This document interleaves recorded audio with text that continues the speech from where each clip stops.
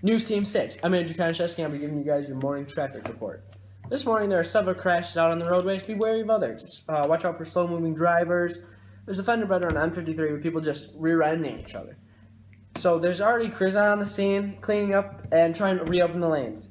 On M59, there's slow-moving traffic because cops enforcing the speed limit. So watch out for that and expect delays. Don't tell them I didn't warn you. Road conditions are good this morning. There's not a cloud in the sky.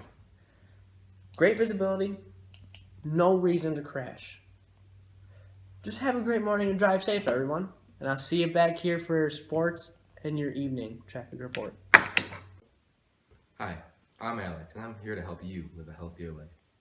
Usually people say not to drink coffee or any sort of caffeine or soda or anything before you go to sleep. But science has proven that you are supposed to drink a cup of coffee or caffeine before a nap. The reason behind this is that it takes around 20 minutes for the caffeine to kick into your system.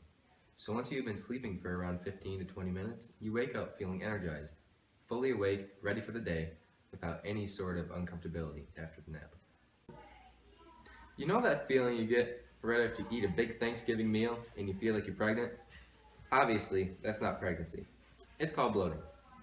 And it's when the food in your stomach clumps together and bulges out. You might think you wouldn't want to eat or drink or do anything with your stomach for a while. But it actually helps if you drink a cup or two of water.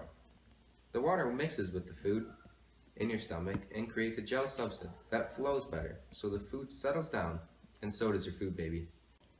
A lot of people that are dentally hygienic brush their teeth after every time they eat, or at least every other meal. As it turns out, chemicals in foods can be extremely acidic and can soften the enamel of your teeth. And when you brush them with this softened enamel, the toothpaste can wear out the enamel extremely quick. And once the enamel is gone, it cannot be repaired or replaced. To prevent this, you should wait around 15 to 20 minutes between when you start eating and when you brush your teeth. What's the first thing you want to drink on a blistering hot summer day, around 100 degrees? Iced tea, a nice cool Slurpee, maybe some lemonade? Well, that might give you temporary relief. But if you really want to cool down, drink something hot. When you drink a hot beverage, your body notices you're overheating and starts to naturally react. You begin to sweat a little bit, but as you begin to sweat, the sweat evaporates off you and makes you cool down an extreme amount. You will stay like this for a lot longer, and it will be a lot more natural than just drinking a cold beverage like a Slurpee. Hi, yes, Andrew here. Glad I can hear you, Bob.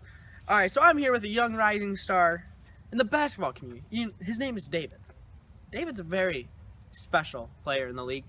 He's a very well-rounded person, very well-rounded player. He succeeds at every position he plays. You know, I consider him to be one of the greats. You know, Michael Jordan, Stephen Curry, you know, the great.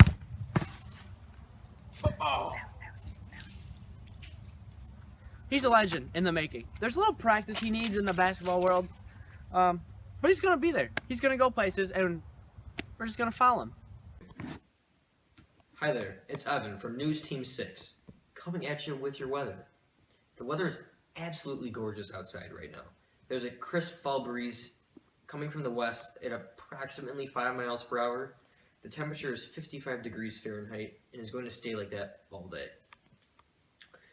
Towards the night, we do see it dropping to like 35 degrees Fahrenheit, so make sure you bring those pets indoors.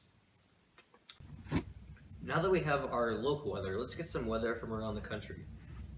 We're going to go to California for a quick second. California is a pretty dry past, considering it's a sweltering 105 degrees with a yearly precipitation of -5 inches of rainfall. Yes, that is actually negative rainfall. So get drinking your ice mountain, folks. Now, we're going to look ahead for the weather in the Detroit metro area for the next 3 months. Actually, my script is saying apocalyptic weather between December 1st and January 31st. Record temps of -75, 300 inches of snow. Okay, we're just gonna go along with this. Apparently this is true. Wind can reach speeds of 100 miles an hour and can create snow tornadoes. I think the news report just totally made up the term because there's no way that's real. A mixture of snow and tornado. What the heck? Okay, well, I'm gonna totally make up a bit here, considering there's apocalyptic weather. Well, here we go. Here's how you're gonna survive the apocalypse. Well, considering there's apocalyptic weather underway, let's do a bit on how to survive the apocalypse. Why not? So, on my list of how to survive the apocalypse, step 1, get a backpack. Backpacks are essential considering you can hold your whole everything to keep you alive, essentially.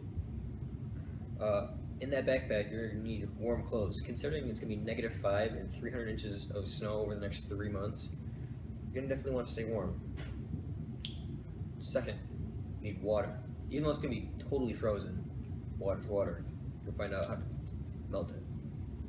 Third, this is very important, food. You can't live without food. Food keeps you going. And finally, fourth, a radio. Considering that your radio signal doesn't just freeze over, a radio can help you contact others who are in need or that can help you. While it's important to have the bare essentials for survival, sometimes surviving is only surviving. It's extremely hard to keep your morale up, and just kind of you lose your drive to keep on going. So what's very important is adding things that keep you happy and keep you motivated to keep on going, such as soap and shampoo. Seems a little weird, but if you're clean, you're happy. No one likes to be all dirty and grungy and just feel like crap. Second, coffee.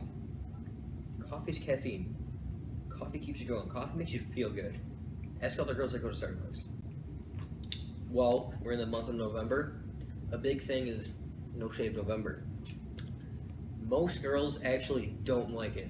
If you ask a lot of them, they think if you can't grow like a proper beard, you just look like a scraggly hobo. But considering we have apocalyptic weather coming, beards keep you warm. You want to keep your face warm so it doesn't freeze. So, even though your girlfriends say no, don't grow a beard, it could save your life.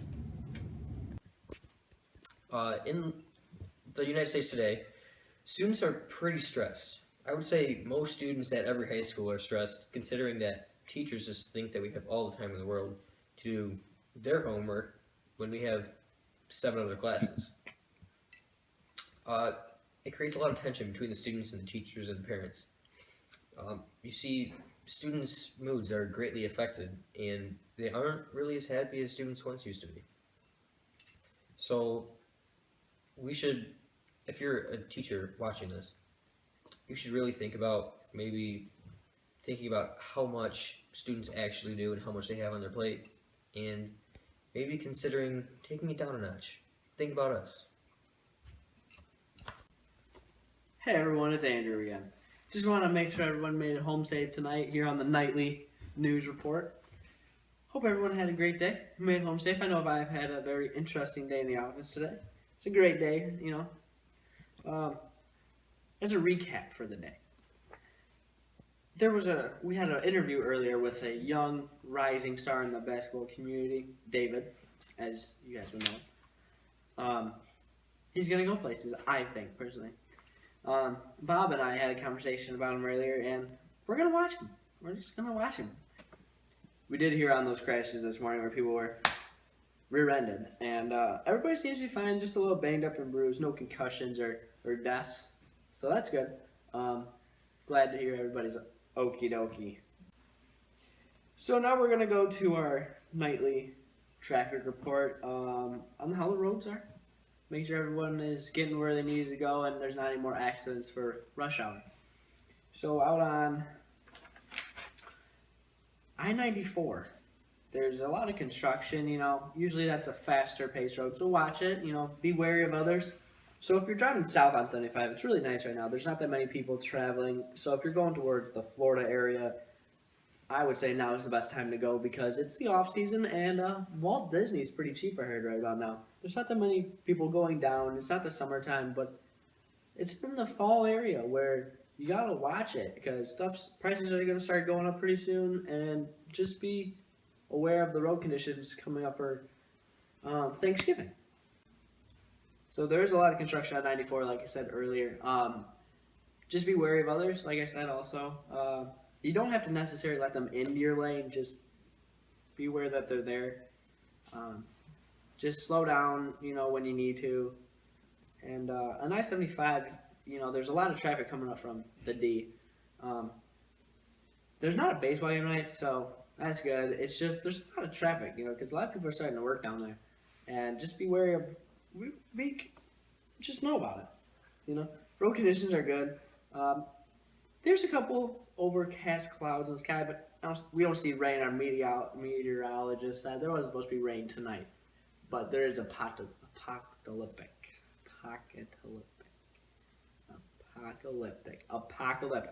Watch for deer. Deer are a major part of our ecosystem. They will mess your car up, man. Just mess it up. So, trust me, I'm a doctor. It's just crazy, this world. So, you just gotta be. People aren't the best drivers. God, so many old people. They're just getting bad at driving, and you gotta be prepared for it. A basic driving. There's courses and classes. I am urging you, as a fellow American citizen, to take the classes, to be proactive in your driving community. Just go America. George Bush for the win. Now, I got 4 common excuses for not eating healthy. Number 1. One of the most well-known excuses for eating junk food is saying that you deserve it. Rewarding yourself with food is a very slippery slope because as time goes on, you begin to become more lenient with what will get you the delicious food. And in the end, you will end up rewarding yourself for simply getting out of bed in the morning or just breathing, and you'll become fatter than ever. Number 2, let's say that somehow you forgot that you were on a diet, and you took a couple bites of chocolate cake. Now, obviously that would ruin your diet, but you have 2 options for damage control. You could either put down the fork and admit your mistake and forget all about it, or you could say, screw it, I ruined the diet anyway, so I'm just going to eat the rest of that cake. Whether you accept the mistake or let it snowball out of control, snowballing out of control is the wrong idea. Because even though you might not think of it right now, it's going to ruin your diet later on. Number 3, stress eating is extremely bad for your diet. You might think that just this little splurge will get you through the day and through this stress, but it'll end up making you more stressed because you ate something that was not in your diet. Then you'll be disappointed and upset at yourself that you cheated on your diet. And it might cause you to panic trying to work it off, and you could end up hurting yourself. So there's really no upside to stress eating. And finally, number 4. Comparing yourself to others is usually just not the best idea. And it is no different in your dietary needs. If you compare yourself to your friends, co-workers, or family, you are just setting yourself up for a huge disaster. Because no matter how other people eat, it doesn't affect you in any way. Some people have a lot higher metabolisms in relation to you, and some people have lower. So your excuse to eat just because they're eating more isn't valid, and it will ruin your diet. Breaking news! This just in. I was just emailed a video of a young hooligan driver, him and his buddy, right? Out in the countryside doing burnouts. Now, they can be very dangerous, burnouts can be. You can pop a tire, which I think what they were trying to accomplish was to get the rubber part off of the metal part, the rim, as the cool kids call it.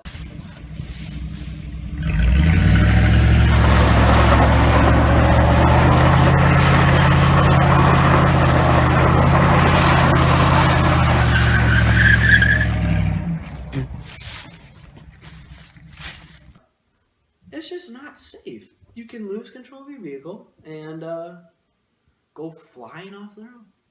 but luckily there was a field next to them, and it's also dangerous for the cameraman. I did hear a loud pop at the end of the video coming from the video recorder. I think he fell in a hole. I'm not sure, but there is going to be consequences. I'm going to make sure there is for these actions they were portraying towards the community because they think they're cool. So yeah, if there's any news, any updates, I will let you guys know. Well, thank you for joining me in News Team 6 for our weather segment and also apocalyptic segment. But yeah, from News Team 6, we just want to say best of luck and hopefully you all survive.